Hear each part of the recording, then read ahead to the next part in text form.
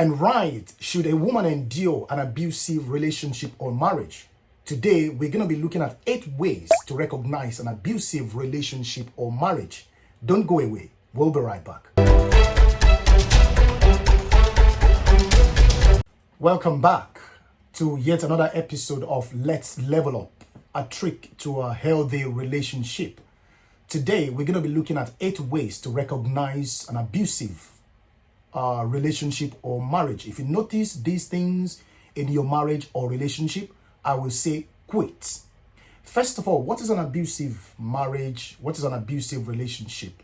It can be described as a violent, aggressive, or an inconsiderable behavior towards a partner or a spouse.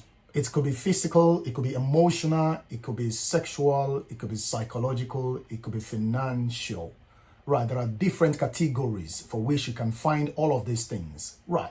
Now, so let's first of all look at who suffers most in an abusive relationship.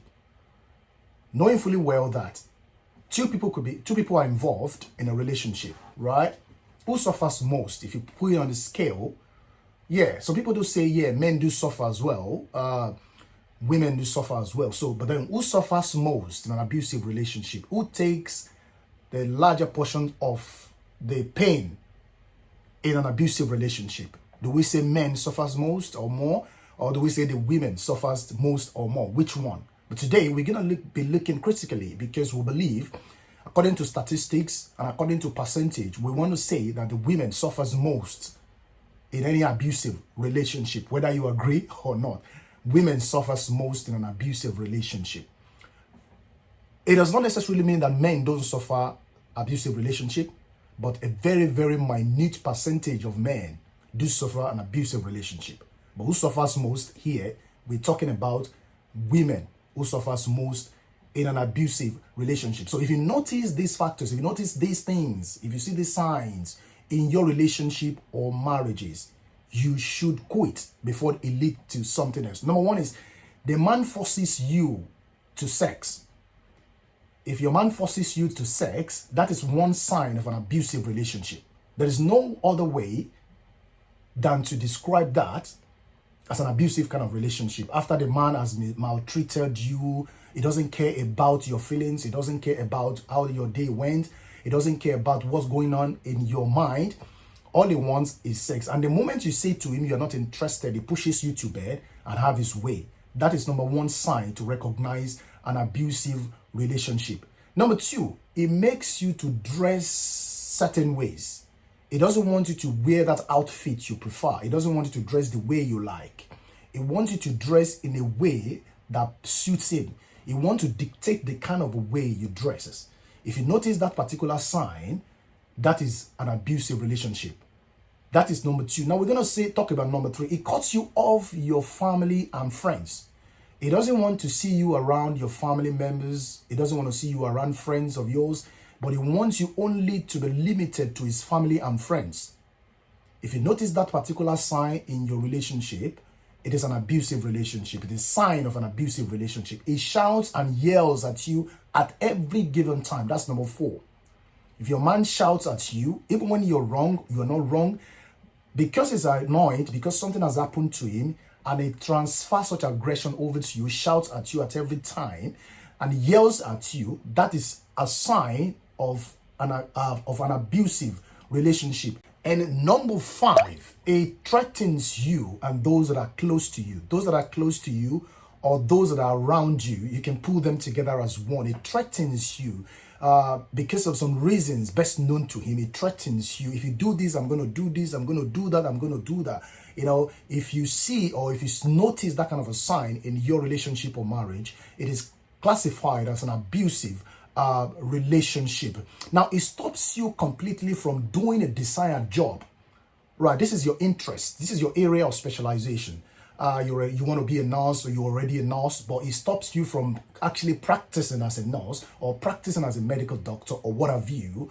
It wants you to do a specific job as is given to you. It wants you to do this particular job. That is another sign of an abusive relationship. That's number 6. And number 7, it eats you at every given point in time.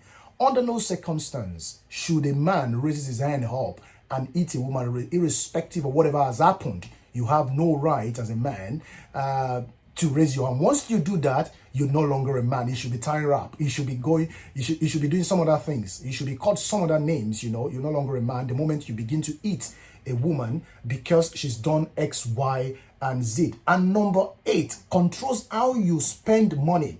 It wants to give you specific amount of money to spend within a period of time, to say this month I'm going to give you this X amount of money and that is what you're going to spend. How did you spend this? How did you spend that? If a man controls how you spend money, that is a sign of an abusive relationship. So if you notice these 8 signs, includes but not limited to others. There are a lot of signs, but these are just major 8 signs for 8 major ways to know or to recognize an abusive relationship. The moment you begin to notice all of these things, I need to give you this very, very important point. You need to make sure that you are not responsible for all of these things, because if you are responsible, if you are the cause of the reason why there is an abusive relationship, then you are responsible from whatever comes out of it. But regardless of whether you are responsible or you are the cause of the abusive relationship, you are not supposed to endure an abusive relationship. Take, for instance, during an abusive relationship, a man raises his hand up and eats you in an awkward place, and something happens, you land yourself in an hospital, and from there, boom, you're gone. The man is going to go ahead and marry another woman. He's going to go ahead and marry another woman and continue his life. But you are what? You are gone. That's one of the reasons why you should not endure an abusive kind of relationship. It could affect you mentally. If it touches psychologically, emotionally, that will affect you mentally. And before you know it, your health is deteriorated. So you don't want that thing to happen to you. If your health is deteriorated, you're in a wheelchair, something happened to your heart, he's still going to go ahead and marry another woman. So make sure you are not responsible. You're not the cause of an abusive relationship. That is very, very, very important. And once you notice all of these things and you have found that you have set yourself, you are not responsible, you are not the cause of that particular abusive relationship, but all of a sudden things happen. And you have tried your best possible to make sure that you correct, by sitting him down, by inviting family and friends to talk to him, close family and friends that you can entrust in. Invite them over to talk to him. And if there are no changes whatsoever, then you can quit that relationship. If you do not quit that relationship, you want to endure because of your kid. You want to endure because you have suffered with him for so very many years. And because of that, you think the next thing for you to do is to endure continuously. If anything happens to you in that relationship, you're going to take the blame for it. And that's the reason why, if you notice all of these signs, these and many more others in your relationship or marriage, you should quit that marriage immediately. Otherwise, something is going to happen to you. Now, how do you quit a relationship of such? How do you quit? How do you put an end to such relationship after you have tried all the best possible? You have actually registered him in a counseling kind of classes. You have involved your pastor or your clergyman. You have involved close relatives and family, friends, and all of that, and nothing changes. After you have done all of these things, how do you quit an abusive marriage or relationship? The only way you can do this is to follow a legal proceedings.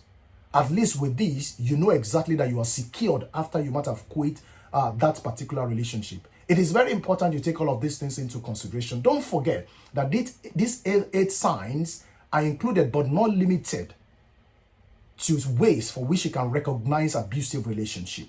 It is quite important. It is important that we live a healthy life, that we have a healthy relationship. There is nothing as good as making sure that you are in a sound and a quality and a healthy relationship. So if you're finding yourself in the opposite side of this particular one, then you need to quit. Don't let anybody deceive you. Okay? Don't let anybody deceive you, guys. It is quite important. Right. Thank you very much for watching. If this is your first time, this is Chrisog Media Network. This is a channel where we put our opinion on the table for you to add yours. Millions of people could learn from it. This is an episode.